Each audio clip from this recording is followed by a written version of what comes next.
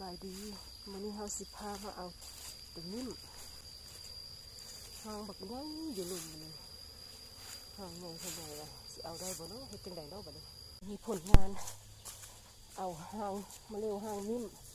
มีน้ำผึ้งหลายเท่าไหร่ว่านะปาดเอามีดปาดเอาวางในอยู่ลุ่มหั่นเอาไว้มันเป็นหางโตมันบ่ตอดเลยน้ำผึ้งนะ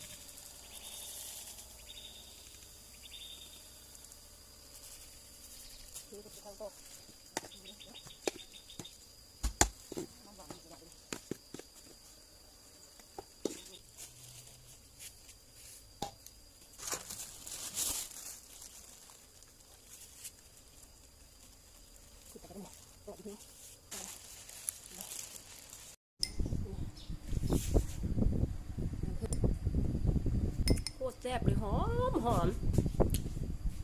มแท้หอมมาแซ่บโอ้บางเป็นเห็ดคอ